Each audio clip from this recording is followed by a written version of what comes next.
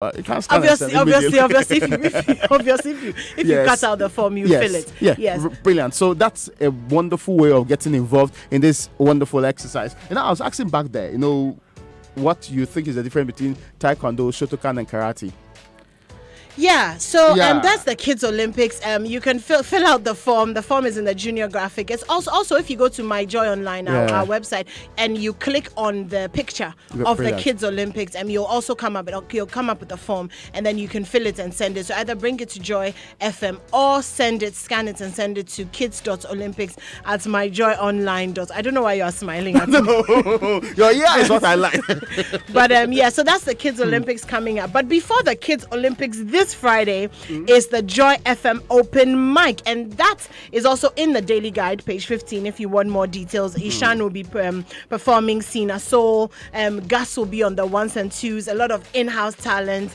Looking forward to some spoken word and singing from Raymond Aqua as well. Brilliant. As the day wears on, very last act of the day. Oh gosh, you're hoping we'll run out of time so that we'll say that.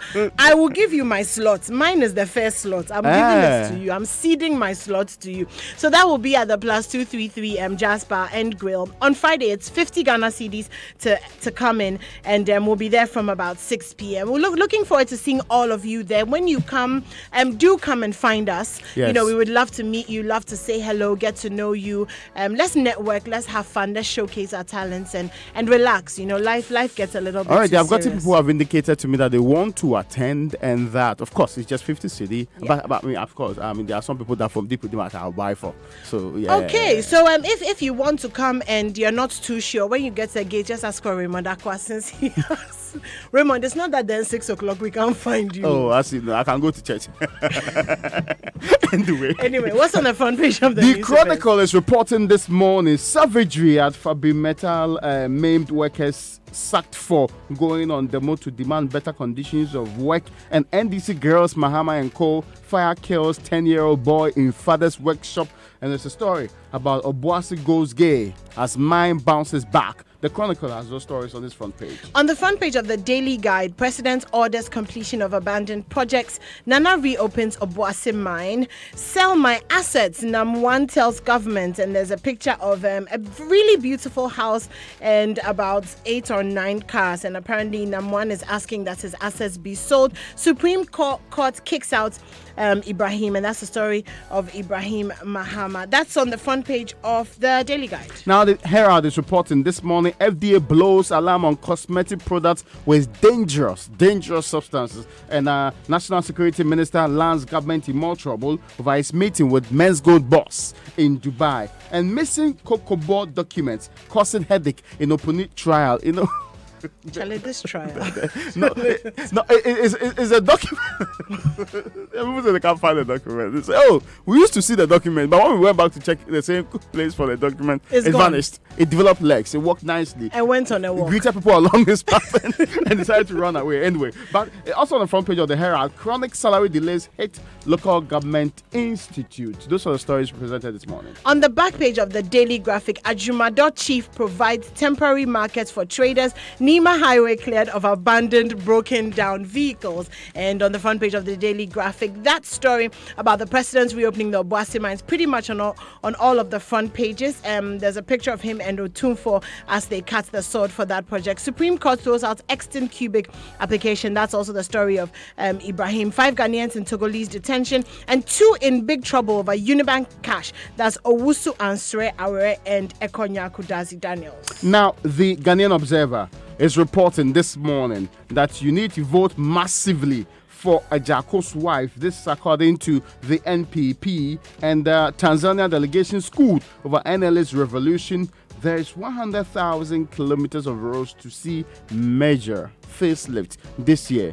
This is according to the roads minister, and the NEIP CEOs, he's wooing investors in India to come to Ghana and make sure they help us develop. And the back page has some fraud story. Ronaldo fined 70 million euros over tax fraud. I never hear any Ghanaian player or any being fined over tax fraud in this country. Why? We don't have tax fraud laws. Yeah, we do, but but no, you have a point. Yeah. Because it's every day they are questioning, they are giving amnesty, they are extending amnesty, they are proceeding with a new year amnesty. But none of the Ghanaian ACN Asamoah Gyan, no tax issues. Even ordinary people like me, and you're very good self, you've been doing a lot of say, have you filed taxes before? Yes. Yeah, you sure? So on the front page of please don't come and put me in trouble this Please proceed. On the front page of the Gold Street business, GATT board gets to work but faces Herculean task. And that's there's a picture of Albert Essien, the board chairman of GATT. Diaspora investments to begin this year. There's a lot of talk about the diaspora this year. Yeah. You know that it's the year of the return as well. So Ghana sets to join ATI. Membership will lessen the investment risk. And GSA and Nestle signed strategic agreements. And something very interesting, and for those of you who have children, Accra to host Maiden Child in Technology Conference, and that's from March 11th to the 14th at the Accra Digital Center. Now, the Finder is reporting this morning that you need to reduce killer gas price to lower electricity tariffs and fuel industrialization. This is according to Dr. Theophilus Aichampon. And it's time to transform Obuasi. That's what the president's been saying there too. John Kuma in India is still on the front page, but TUC condemns politicization of journalist murder. There's one more story that you need to know about. Rose Ministry disburses 3.58 billion, but it still owes 3.94 billion. So the debt is still there. Huge amount of it, almost 4 billion. It's a massive amount of money. Yeah. On the front page of the Today newspaper, PPP MP aspirant is sure. Guess what he's sure of victory in Ayawaso Wogon by-election. Is that William Dogpo? Yes, it is. The he has contested for a very long time. I mean, hopefully this time he gets lucky, because he's been contesting from the days of the Chief of Staff, Fimo Sopare. Then he didn't win. Then moved on to Ajako. He didn't win. So he's a serious contestant. He said yes. Hopefully this time the people will look with pity upon him. Yeah, okay. Mahama loses compensation case. Tanzania partners NLA to transform lottery business. And that's the front page of the Today newspaper. Now, the Ghanaian Times is reporting this morning that Accra traffic lights will soon be managed remotely, and the West African Health Organization is refurbishing some 2 labs for Center for Plant Medicine Research. Yeah, so you manage the traffic light from some room B in some corner. Would that make it better? Yes. Actually, you see, one of the things we do. If you did science, that's how traffic lights operate is one of the things you learn in school. But see, if it's remotely controlled, we know where to. Sometimes the red stays on for a very long time at places that doesn't have to be there. Sometimes the red, gold, and green are on at the same time. No, that's a different problem. But you see, it also means that they can identify which one's not working quickly and get it fixed. Okay. So they don't pretend that they don't know that the thing's not working. Okay. So remotely working is wonderful. So it's a good thing. Yes. On the front page of the thing is the Ghanaian Times. President reopens Obuasi mines, but they add that after suspending operations for 4 good years, and that's instructive. That is the last 4 years, it's not been functioning. There is a part where the NDC is vetting 7 presidential aspirants, and they'll get to know their fate today. Yes, today. I'm very interested in that. But the court is ordering MTN to produce audio chats of Mahama Ayariga with GRA officials on the matter before it. That detail I'll give you later on. Okay, all right. On the front page of the New Crusading Guide, Anas Honest Slain partner with latest international award, and it was truly a sobering moment when Anas was receiving the award in Geneva to see him do this in that moment. And we're still following that story actually as we continue to press for justice for this murder. Obuasi Gold Mine bounces back. Bagbin supporters flood Ayawaso West Wogon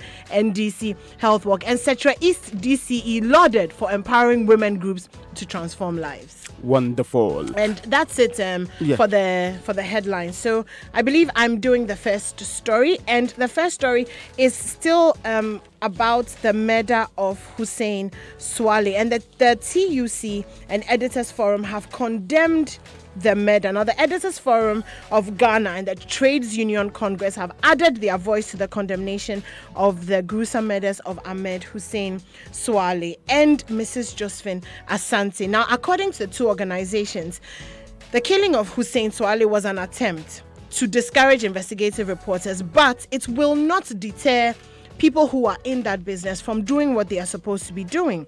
Now, the statement further goes on to say that it has not stopped the dissemination of news or the exposure of what such murderers sought to cover up, but rather has emboldened investigators. And I remember when we had Manasseh in the studio last week, talking about this. And Daniel put it to him that how does he feel, knowing that he does all this investigative work? How does he feel hearing that one of his colleagues has been murdered? And he said, it's funny, but on the contrary to what we expect, it fills him with strength, knowing that what we're doing is making such a difference that people actually feel threatened by it. And he further went on to say that he will commit his life to continuing to do this. And I think that's the stand that most journalists have taken concerning this case. So that's what they've been doing. Also, touching on the death of Mrs. Asante, the Editors Forum is appealing to residents of the community in Tema, where she lived, to assist the police to perform as expected.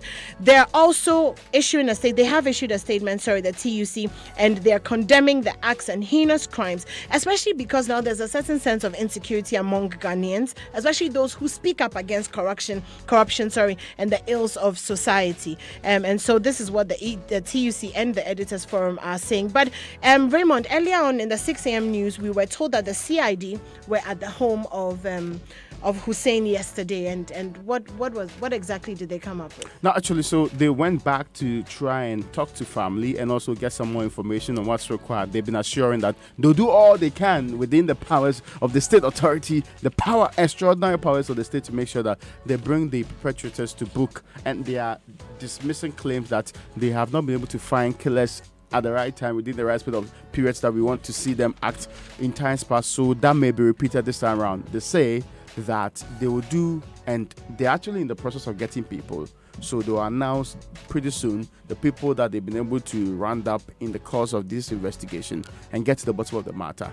This shall not be a cold case. That is the promise they are giving us. That. Yes, I hope that they'll stand that promise to the Takoradi girls and make sure that we do not have, you can't cut campaign and say that I can't find the people. You can't find, I know. And also to Mrs. Asante's murder as well. At some point in time, we should be making some progress with that. At least for that one, they are still dealing with fluids examination and all of that, which sounds to me like, they might be making some progress. Progression. But we want to see real progress on all of this story so that we feel safer. Indeed. And the people who are perpetrators don't feel that they can get away with that, like this, and that justice deters people from committing crimes. That's the most important part in this. But let me take you to that story about the good news in Obuasi. In Obuasi, yes. Now, Obuasi almost became a ghost town between the years of 2010 to 2016 for a simple reason.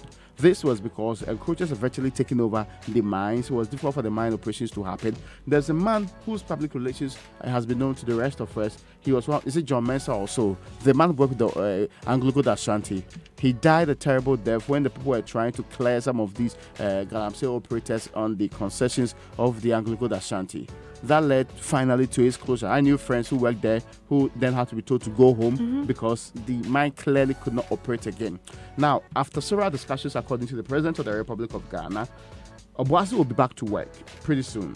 Indeed, what will also happen is that we are going to rake in some 2.16 billion in royalties, corporate and withholding taxes in the next 22 years. And there'll be an initial investment of 881 million. There's also expected 1.6 million total investment over the 22-year lifespan of the mine. Within this, and let's clarify that, the 2,500 jobs that are supposed to be created are both direct and indirect, as in the linkages that's supposed to be created along this particular mine and the things that are supposed to happen in Obuasi. All of these are going to create the 2,500 jobs. The president says during his campaign towards 2016 election, he made a promise that that particular town and the mine will be back in operation when it gets into power. After several successful conversations, they are going to let that happen. And the two also spoke very heartily about how he was sad. And at a point in time, it was offered to him that even if it's $1, they would hand over the mine to him. And he was still urging that they should do what they can to make sure that they fix this problem there. But it looks like there's hope. There is hope, I mean, if you really want to read the proper history, read Sam Jonah and the remaking of Ashanti. You know that particular mine has come a very long way, and it's perhaps one of our biggest hopes. It's also the third largest gold mine in the world. Yes, except that, from where we sit as a people, there's a different conversation that we've always had about whether or not mining has an impact on the people, especially in communities like the Wasa, in communities like Obuasi.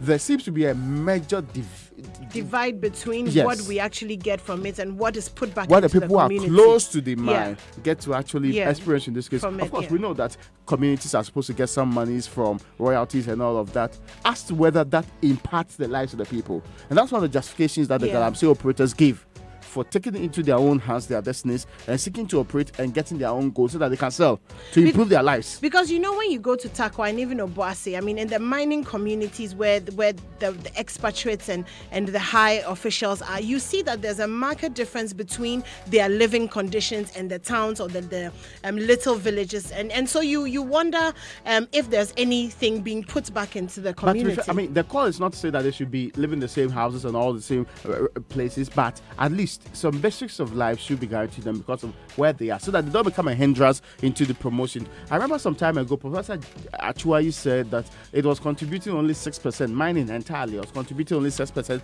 to our GDP. And from his opinion, we could do without it, mindful of the effect it has on the people. It has on the people. I don't know if you have changed and improved the mining space. There's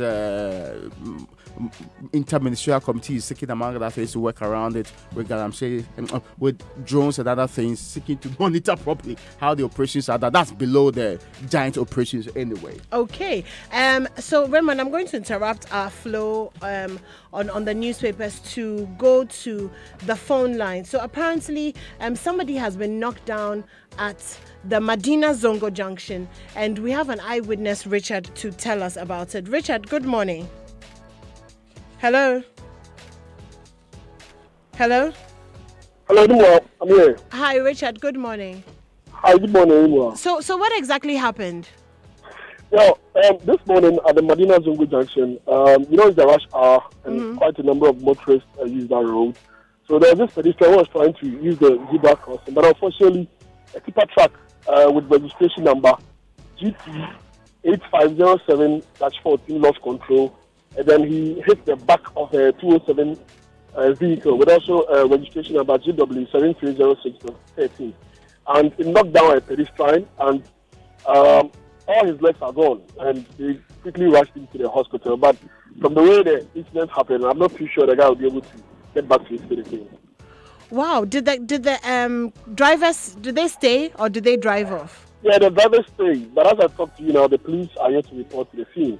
And the exact place that the incident happened is just about 200 meters from where a car knocked down a lady, a student at the Adenta. At the Adenta, on the Medina Adenta Highway. Exactly. So that road is very busy, and I'm sure that the NTC guys would have to do something. Otherwise, they will keep losing lives, each and every day.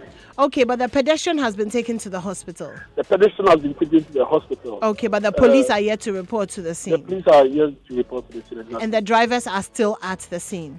The drivers are still at the scene because, the 207 driver think that it was, bad if you like, on the part of the tipper truck driver who lost control. Okay. Such that, I think that there was a brake failure on the part of the tipper truck that also made the tipper truck hit the back of the 207. So that they have stopped, not because probably the car knocked down a pedestrian, but because they probably want to sort themselves out. But there are quite a number of onlookers at the scene at the moment, and I'm just dealing with you guys in the police just to report to the scene and see how they can sort things out. Okay, all right. Thank you very much, Richard. If the police is listening, can you please go to the Madina Zongo Junction? There has been an accident, and our prayers go out to the pedestrian who has been knocked down. We're going straight into the online news review, and it's brought to you by Zenith Bank, in your best interest, and Goyle Good Energy. Now, My Joy Online says kidnapped girls, police criticized for poor handling of case. A security expert. Let me bring Raymond in. Raymond, did you hear the regional commander yesterday? You are speechless. To be fair, the fact that you the least said about what he said is is the best for me now. Listen, his conduct was below par. It was not up to the standard we expect of somebody who leads or who is part of security setup at that level. Let's be clear. The reason why they are there is to protect the people. if you have failed to protect them, we expect that you work hard enough and not act like you have given up on the road. Yeah. Then why are you still in Why office? are you still? I can see why people were demanding for his removal. His resignation. He's been yes. very lackadaisical in this conduct.